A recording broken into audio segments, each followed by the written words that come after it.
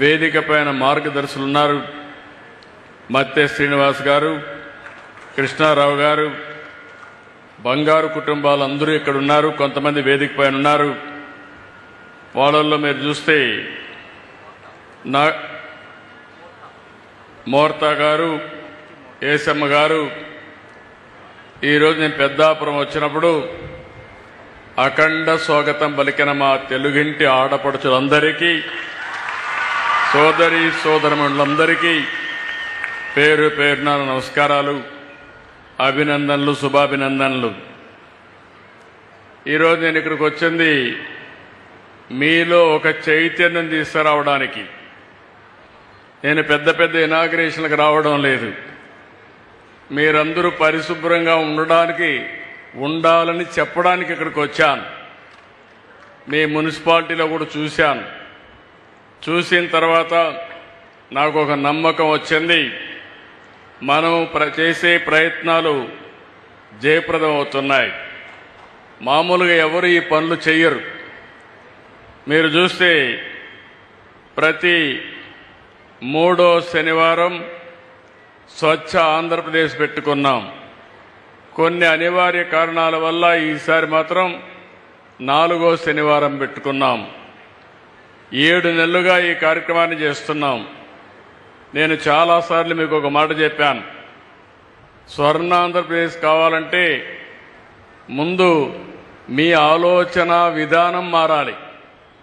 ఇప్పుడే సురేష్ గారు చాలా స్పష్టంగా చెప్పారు. మనందరిలో ఒక విషయం మనం గుర్తుపెట్టుకోవాలి. మన ఇంట్లో చెత్త తీస్తాం. ఎక్కడేస్తామంటే రోడ్డు మీద వేస్తాం. అంటే ఇల్లు మంది, ఆ రోడ్డు మాత్రం మంది కాదు. అక్కడి నుంచి ఆ ఇంట్లో రోడ్డు మీద ఉండే చెత్త అంతా కుళ్ళి మళ్ళీ ఆ వాసన రూపాన మీ ఇంటికే వస్తుంది.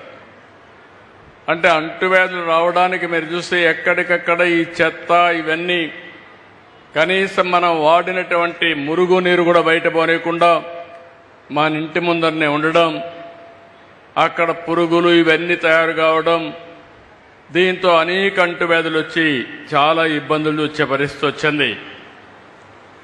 పోయిన గవర్నమెంట్ మీరు చూశారు, చెత్త మీద పన్నేశారు కానీ చెత్త కూడా తీలే. మామూలుగా 85 లక్షల మెట్రిక్ టన్నులు చెత్త అన్ని టౌన్స్లో పరేసి మున్సిపాలిటీని చెత్త చేసి వదిలిపెట్టారు. ఈరోజు ఈ ప్రభుత్వం ఒకటే ఆలోచించాం. మా మంత్రికి చెప్పాను, మా డిపార్ట్మెంట్ చెప్పాను. అక్టోబర్ 2వ తారీఖు నాటికి 85 లక్షల చెత్త చెదారం ఏదైతే మున్సిపాలిటీస్లో ఉందో అన్ని క్లీన్ చేసే బాధ్యత వాళ్ళకి అప్పచెప్పాం. తప్పకుండా 100% జయప్రదం అవుతుందని చెప్పి మీ అందరికీ హామీ ఇస్తున్నా. నేను ఎన్నోసార్లు మీకు చెప్పాం. నేను మా మిత్రుడు పవన్ కళ్యాణ్ గారు, జనసేన, తెలుగుదేశం, బీజేపీ కలిసి ఎన్నికల ముందు ఒక ప్రణాళిక తయారు చేసుకొని మీ దగ్గరికి వచ్చాం. రాష్ట్రం మొత్తం చెత్త చెత్త అయిపోయింది.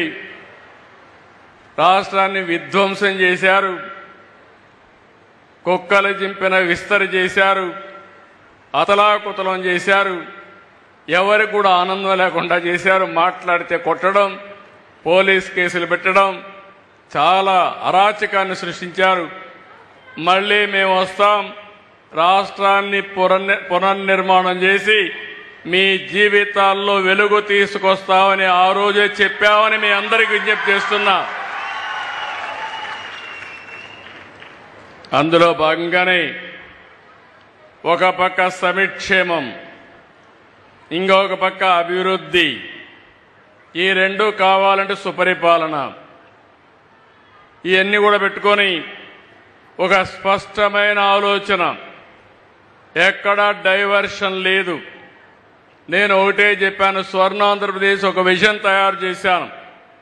2047కి మీ అందరికీ ఆదాయం పెరగాలి, ఆరోగ్యంగా ఉండాలి, మీరందరూ ఆనందంగా ఉండాలి, మీ ముఖాల్లో ఆనందం చూడాలని నాకు ఏకైక కోరిక. ఇది సాధించి తీరతామని మరొకసారి మీ అందరికీ విజ్ఞప్తి చేస్తున్నా. అయితే ఇక్కడికి వచ్చినప్పుడు నేను మన గ్రామాలన్నీ కూడా పరిశుభ్రంగా ఉండాలి, మన ఆలోచనలు కూడా పరిశుభ్రంగా ఉండాలి, స్వచ్ఛంగా ఉండాలి. నాకెప్పుడు ఈస్ట్ గోదావరి జిల్లాకు వస్తే పాత ఈస్ట్ గోదావరి జిల్లా అందరికంటే మంచి మనసున్న వ్యక్తులు ఈ జిల్లాలో ఉన్నారని చెప్పి కూడా నేను మీకు తెలియజేస్తున్నా. ఇప్పుడే చిన్నరాజప్ప గారి ఉపన్యాసం విన్నారు, గట్టిగా కూడా మాట్లాడు అంటే మాటల్లో కూడా సౌమ్యం గడపడే జిల్లా, ఏకైక జిల్లా ఈ ఈస్ట్ గోదావరి జిల్లా అని చెప్పి మరొకసారి తెలియజేస్తున్నా. మంచి మనసు ఉండేవాళ్ళు. అలాంటి ఈ జిల్లాలో కూడా రౌడీజం జరిగింది. అవన్నీ గడచిన చరిత్ర.